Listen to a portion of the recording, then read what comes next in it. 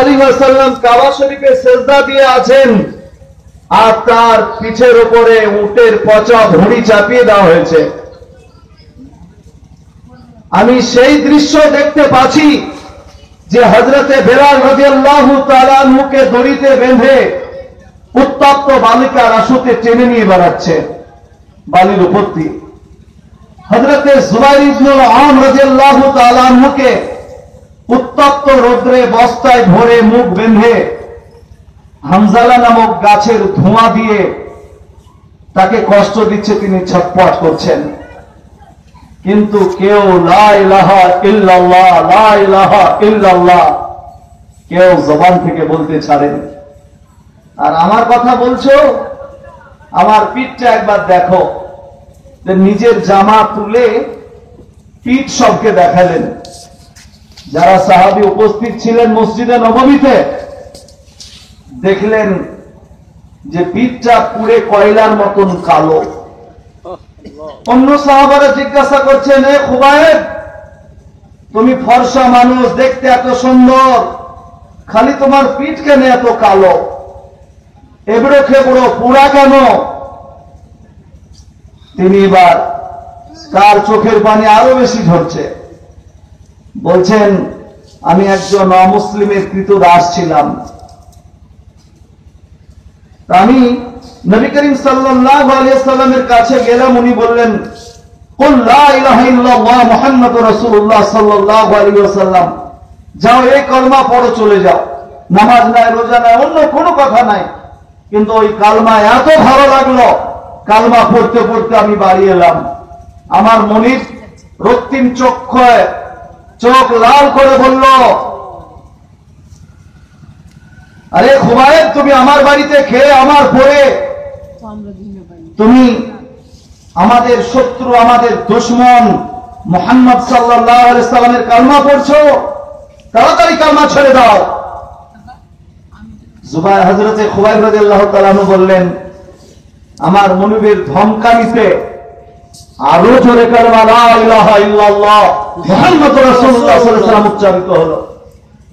আমার মনিব বাড়ি গেল, মনের মতন একটা লাঠি নিল, নিয়ে এসে বলল, হয় কালমা ছাড়ো, নাহলে মার খাওয়ার জন্য প্রস্তুত হও। আমি আরেকবার বললাম, লা ইলাহা ইল্লাল্লাহ মুহাম্মাদুর রাসূলুল্লাহ সাল্লাল্লাহু আলাইহি ওয়াসাল্লাম। তখন আমার মনিবের ডান হাতে লাঠি নিয়ে যত শক্তি হলো, মারের পর মার, পিচাইয়ের পর পিচাই। আমার কত বন্ধু ছিল যাদের সঙ্গে উট চড়াতাম, খেজুর গাছ চাষ করতাম, আমার হয়ে কেউ জিজ্ঞাসা করার ছিল না, ওগো আম্মার, খুবাইবকে এত মারছো কেন? চুরি করেছে না ব্যভিচার করেছে? কি অপরাধ করেছে? এত মার কেন? কেউ নাই। ডান হাত ক্লান্ত হলে বাম হাত দিয়ে পিটাই করা শুরু করলো। আমার মুনিব বাম হাত ক্লান্ত হলে ডান হাত দিয়ে মারে, গোটা দেহ ফেটে ফেটে রক্ত চুইছে, কিন্তু আমি লা ইলাহা ইল্লাল্লাহ ছাড়িনি। আমার মনিব তার কতগুলি লোককে বলল, যাও জ্বালানি নিয়ে এসো। জ্বালানি নিয়ে আসা হলো, আগুন লাগানো হলো।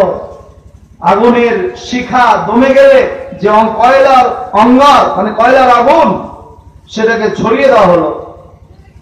দু চারজন আমাকে ধরে নিয়ে গিয়ে ওই কয়লার আগুনে আমাকে আমার পিঠের উপর ভর করে চেপে ধরলো। যেহেতু আমি জ্যান্ত, আমার নিঃশ্বাস প্রশ্বাস রয়েছে, কয়লার আগুনে যখন পিঠ পুড়ছে, চর্বি গলছে, তো মনে হচ্ছে যারা যন্ত্রণায় কলিজাটা পর্যন্ত সিদ্ধ হচ্ছে। তা আমি বাঁচার জন্য ডান বাম একটু ছটফট করছি। আমার মনিব লোকদেরকে বলল, খুবাইব এইভাবে মরে চড়ে আরাম পাচ্ছে, তবুও দেখো কলমা ছাড়েনি, একে আরো শাস্তি দাও যেন লড়তে না পারে। তাই 4-5 জন মিলে একটা ভারী পাথর নিয়ে এসে আমার বুকে চাপিয়ে দিল। তাতে হলো কি, পিঠের মাংস চর্বি গলে পিঠের তলার আগুন নিভে গেছে বুঝতে পারছি, কিন্তু বুকের ওপরে এত ভারী পাথর, এর যন্ত্রণা সহ্য করা যায় না। নড়াতে চড়াতে চাইলেও পারি না, পাথরটা পড়ে না। তো বাঁচার তাকিদে মনে করলাম সর্বশক্তি দিয়ে পাথরটাকে একবার ফেলাই, একটু নড়িয়ে দিই যেন গড়ে পড়ে যায়। তাই শক্তি লাগালাম, পাথরটা পড়ব হয়েছে।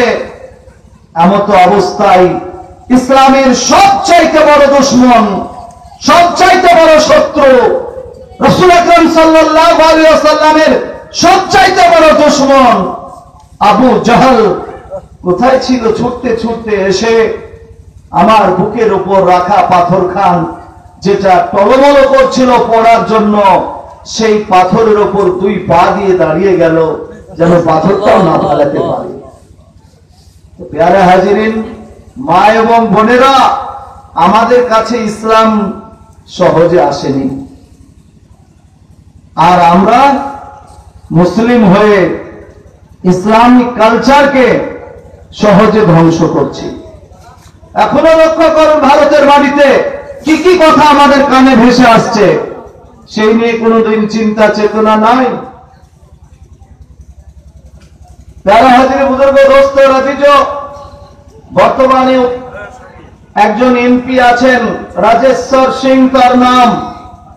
রাজেশ্বর সিং বলেছেন তার বক্তৃতায়, তার বক্তব্য আমার কাছে আছে, যে 2021 সালের 31শে ডিসেম্বরের পর ভারতের মাটিতে একটিও মুসলিম থাকবে না।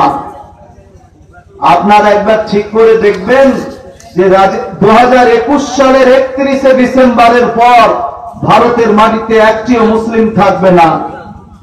রাজেশ্বর সিং বক্তা, বিজেপির লোক, 543টা এমপি, তার মধ্যে একজন।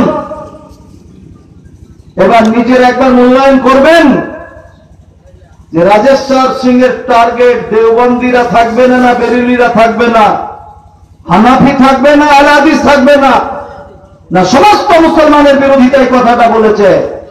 কি মনে হয়েছে? সমস্ত মুসলমান। গুজরাটের মাটিতে এক নয়, দুই নয়, 8,500 মুসলমানকে হত্যা করেছে, পুড়িয়েছে। এমনকি গর্ভবতী মহিলা, যারা আমাদের জননী, আমাদের মা, তাদেরকে হত্যা করে পেট চিরে পেটের গর্ভের বাচ্চাকে বের করে তরবারিতে তুলে ধরেছে। আপনারা, আমরা হাবাসপুর মাঠ পড়ার লোক, যারা এই ঘটনাটা শুনবো, যাদের মায়ের প্রতি শ্রদ্ধা আছে, বোনদের ইজ্জতের দাম যারা দেয়, প্রত্যেকটি নাগরিকের বিবেকে লাগবে, ব্যথায় ব্যথিত হবে। কেউ জিজ্ঞাসা করবে না ওই মেয়েটি রেজবি ছিল না দেওবন্দি ছিল, কুল্লায় নামাজ পড়তো কি পড়তো না। মানুষ হিসাবে, মুসলমান হিসাবে ওর কষ্ট হবে। একজন মুসলমান জননী তার ইজ্জতকে কেড়ে নিয়ে তাকে হত্যা করেছে, তার গর্ভস্থ বাচ্চাকে বের করে ত্রিশূলে ঝুলিয়েছে। প্যারা হাজিরিন, বুজুর্গ দোস্ত রাজিজ, আরেকজন নেতা বলেছেন ভারতের মাটিতে জমি কম, তাই মুসলমানদের কবর দেওয়া বন্ধ করতে হবে। তো মুসলমানদের কবরস্থান আমাদের হাবাসপুর মাঠ পড়া, রাস্তার ধারে কবরস্থান, কাঁচা দরগা পারিবারিক কবরস্থান, পাকা দরগা আমাদের আছে।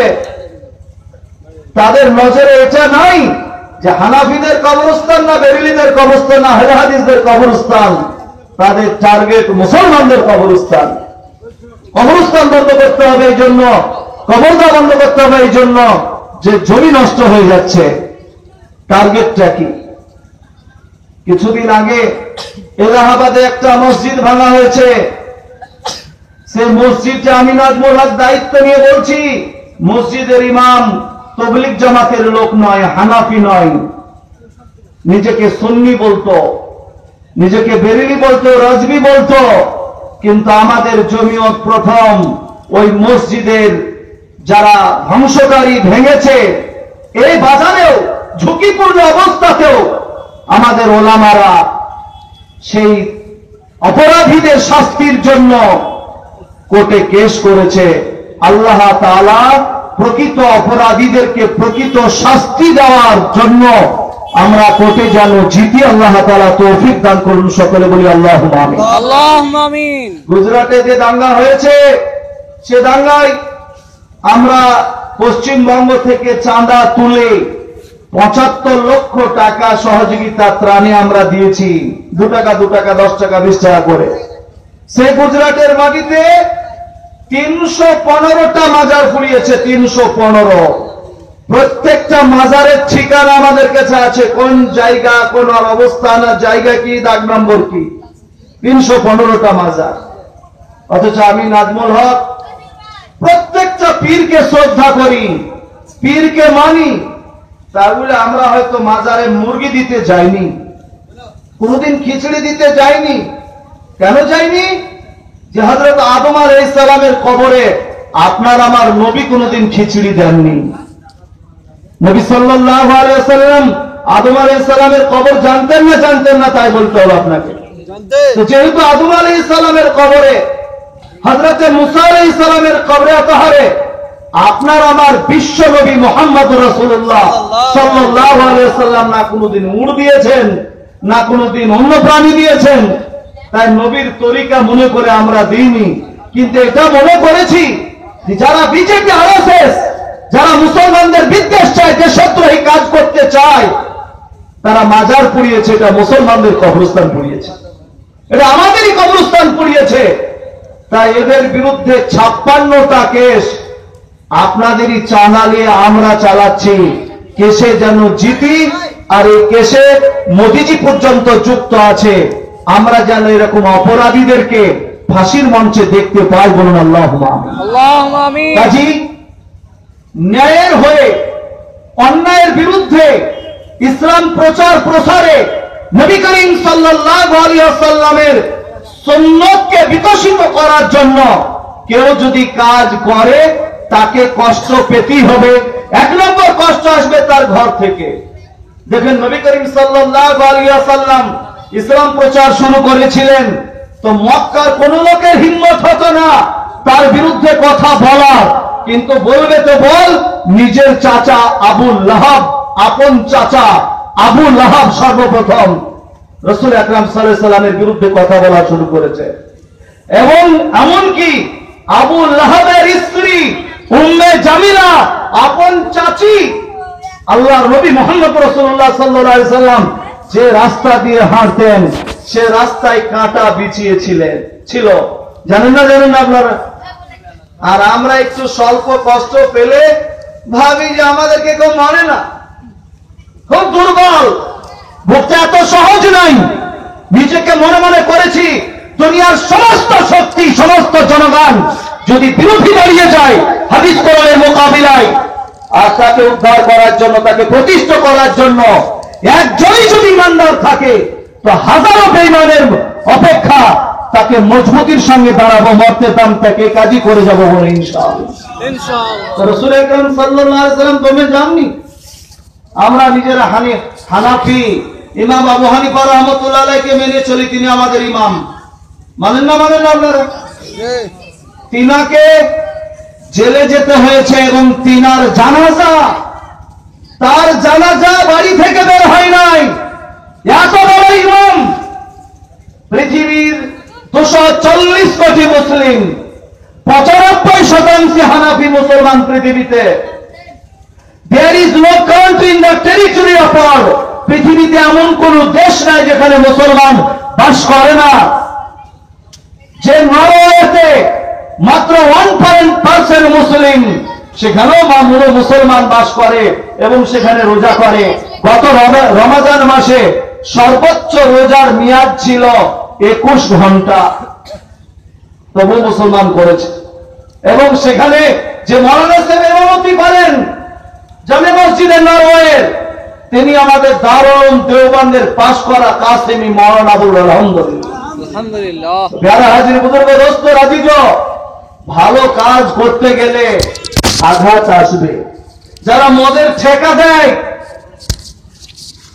যারা মদের দোকান করে, মদের প্রচার প্রসার করে, আপনি তার বিরুদ্ধে কথা বলুন, তার হয়ে 4টা লোক খাড়া হবে, আপনাকে অপমান করতে চাইবে।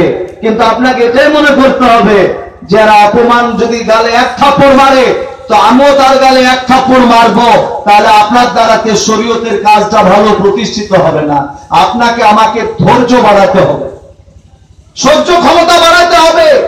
রাসূল আকরাম সাল্লাল্লাহু আলাইহি ওয়াসাল্লাম তায়েফের মাটিতে যার মাথা থেকে রক্ত পড়ে জুতা পর্যন্ত পায়ে জমে গেছিল, সে নবী সাল্লাল্লাহু আলাইহি ওয়াসাল্লাম যদি একবার দোয়া করে দিতেন, আল্লাহ তুমি তায়েফের লোককে ধ্বংস করে দাও, তো নবীর এই দোয়া কবুল হতো না হতো না বলুন? নিশ্চিত তার দোয়া কবুল হতো। আল্লাহ রাসূল সাল্লাল্লাহু আলাইহি ওয়াসাল্লাম সেই দোয়া করেননি, অপেক্ষা করলেন মাত্র 8 বছর।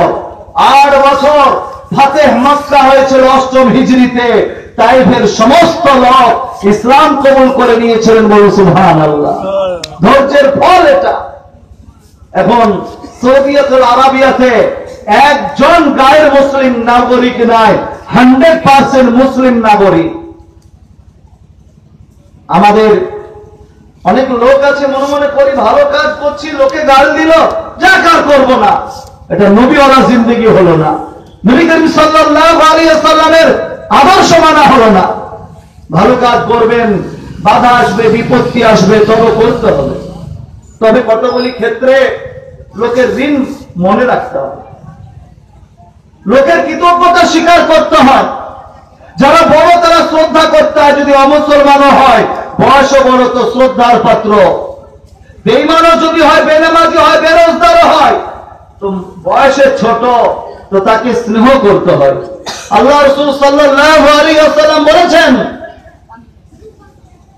মান লাম ইয়ারহাম সাগীরানা ওয়া লাম ইউক্কির কাবীরানা, যারা আমার উম্মতের ছোটদের স্নেহ করে না আর বড়দের শ্রদ্ধা করে না, ফাহুয়া লাইসা মিন্না, তারা আমার উম্মতই নয়, তারা আমার দলভুক্ত নয়।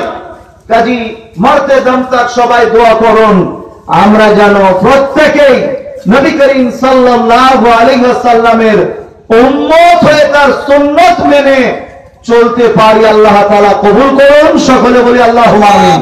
সুন্নাত মানার চেষ্টা করব ইনশাআল্লাহ। ইনশাআল্লাহ। প্যারা হাজিরিন, আজকে অনেকদিন পর আমরা এই জলসা করছি, অনেকদিন পর। মানুষ সবসময় সংখ্যা দিয়ে দেখে, সংখ্যায়। হুনাইনের যুদ্ধে অনেকে যুদ্ধের ইতিহাস পড়েছেন, মুসলমানের সংখ্যা বেশি ছিল, অমুসলমান সংখ্যা কম ছিল। ও হুনাইনের প্রথম যুদ্ধে মুসলমানেরা হেরে গেছিলেন, আর বদরের যুদ্ধে মুসলমান 313 জন, অমুসলমান 1000। তো বদরের যুদ্ধে মুসলমানরা জিতেছিলেন। রাসূল আকরাম সাল্লাল্লাহু আলাইহি সাল্লাম, সাহাবা রাদিয়াল্লাহু তাআলা আজমাইন সব যুদ্ধে জিতেছিলেন, বলুন আলহামদুলিল্লাহ। সংখ্যা কম, সংখ্যা দিয়ে দেখা হয় না।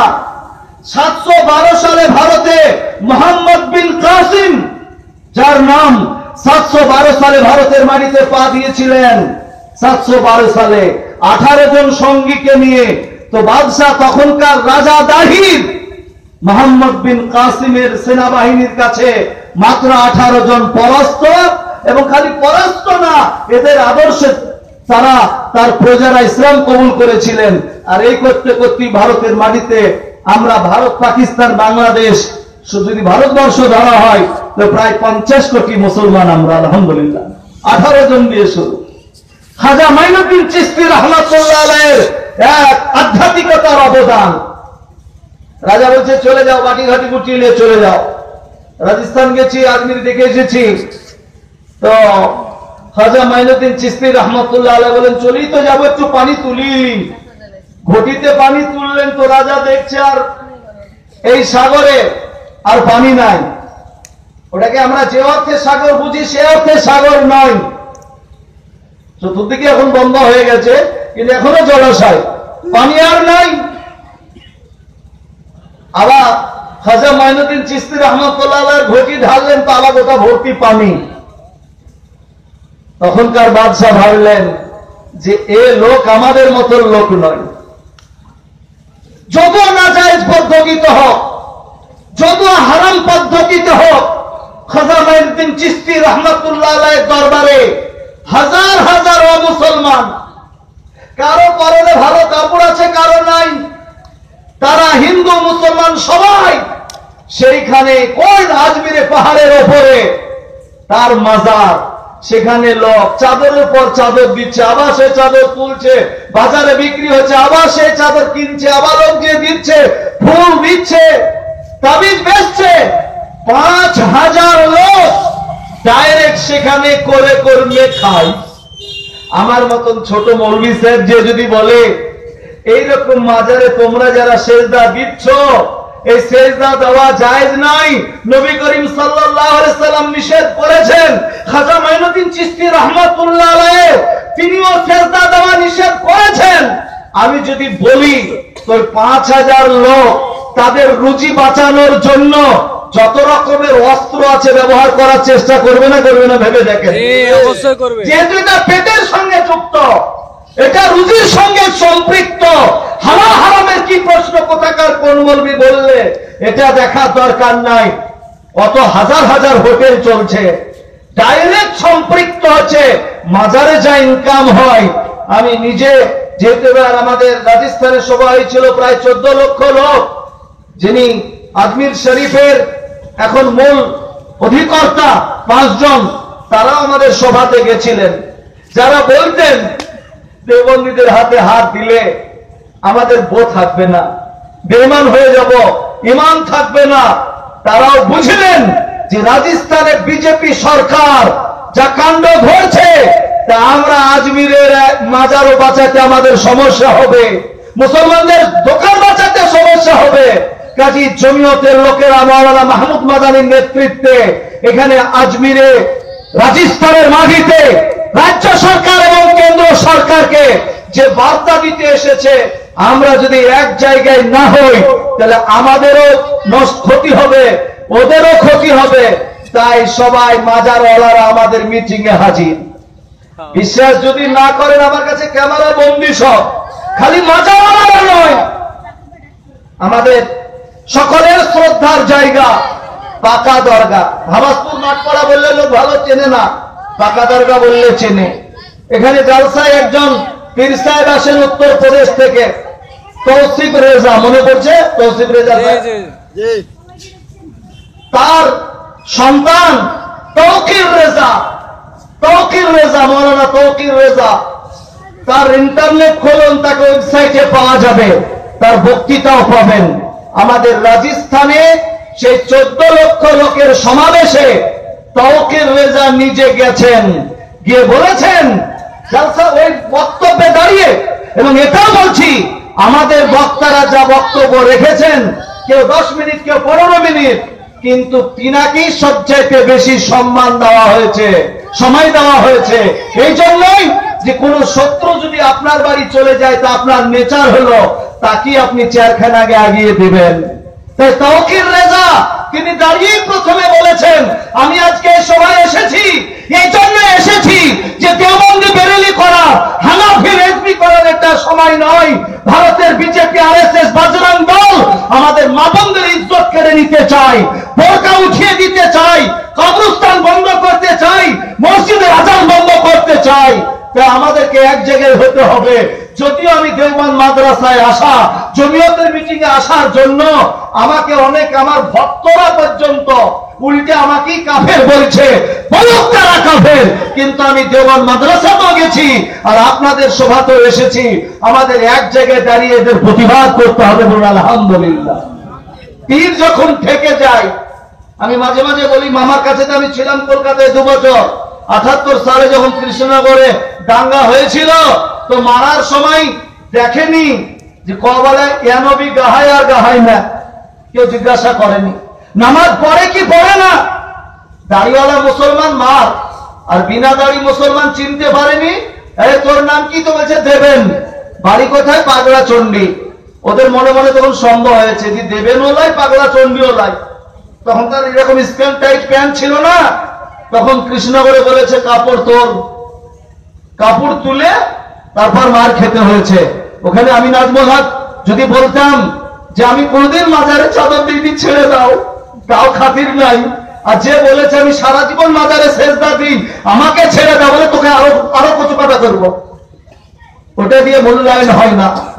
প্যারা হাজির বুজুর্গ দোস্ত রাজিজ, আল্লাহ তাআলা রহমান ওয়াতাসিমু বিহাবলিল্লাহি জামিআন ওয়া লা তাফাররাকু। মুসলমান তোমরা আল্লাহর রজ্জুকে, আল্লাহর রশিকে একত্রিতভাবে ধরো, নিজেদের মধ্যে বিচ্ছিন্ন হও না। আমরা এক হয়ে নেক হয়ে থাকবো ইনশাআল্লাহ। আমাদের সকলকে আল্লাহ তাআলা কবুল করুন, বলুন আল্লাহুম্মা আমিন। আমার গ্রামের কাছে আমি ঋণী। আমার যারা বাল্য বন্ধু, যাদের সঙ্গে ছাগল চড়ানো, যখন আমি হাসনা বাবুর কাছে রাখাল, রাখালটা কি কেমন রাখাল? খালি খাবে থাকবে, গরু চড়ে। সাদেক তোর বেটাকে দে, মানে সাবিরন আমাদের বড় মা, তোর বেটাকে দে, থাকবে খাবে, বাড়িতে থাকবে, মানে খাবার যায়, পরিস্থিতি নেই। এই কথা স্বীকার করতে কিসের লজ্জা? তিন ভাই একটা চৌকি দাদক দেওয়া, বাপের চৌকি। তিন ভাই শুয়ে থাকলে দেখাচ্ছে পানি এইদিকে পড়ছে তো ওইদিকে গড়, তো ওইদিকে পানি পড়ছে তো এইদিকে গড়। এরকম ভাবে যাদের জীবন, তাদের অহংকার কিসের? আমাদের কিসের অহংকার? আমার হাফিজ চাচাই মনে হয় আমরা বলতাম, বাবু আছে এখানে, মোড়লের নাগল চস্ত আমি খাবার নিয়ে যেতাম। বড় বড় গৃহস্থদেরও 12 মাস ভাত ডাল হয়নি, সবসময় খাবার ভালো চলেনি। কতগুলি ঋণ আমরা মনে করি ব্যক্তিগত ভাবে, যদি পারিবারিক দিক দিয়ে ঋণী আমরা কেউ হই, সেটা আমার মাও স্বীকার করবে, আমার বাবাও স্বীকার করবে। সেটা হচ্ছে আমাদের এই তারা বাবু আর আমাদের এই বটু ভাই। ইমরান সরকার বললে খুব কমই চিনবে, আমরা সারা জীবন বটু ভাই বলে আসছি। সবচেয়ে যদি আমরা ঋণী হই পারিবারিক দিক দিয়ে, আমরা ছোটবেলায় বুঝিনি যে আমাদের দাদু ইসরাফিল গোমস্তা ছিল না, তার ভাই ছিল। ছোটবেলায় বুঝতাম যে বটু সরকার আমাদের দাদু হয়। আর একটা মহিলা মারা গেছে, আল্লাহ তাআলা তার জান কবরকে নূরে নূরান্বিত করুন। আমার মা নেগরা ফুপু বলতো, সময়ে সময় মা বাপের বিতর্ক হয়তো, যে চাল ধার করতে তুই যা, আর মা বলতে তুমি যাও। সেটা হচ্ছে কি নেগরা, আমাদের মোটর হাজি সাহেবের মা। দিনের পর দিন এই ঋণগুলি, এই সম্পর্কগুলি, এই প্রতিবেশীগুলি কোন জায়গায় বিচ্ছিন্নতা হচ্ছে? আমরা 5 ভাই মওলানা লাইনে পড়েছি, তো কারো কি ফসল চুরি করেছি? না কারো জমি নিয়ে, মাঠে আমাদের 2 কাঠা জমি আছে তাই জমি নিয়ে বিতর্ক?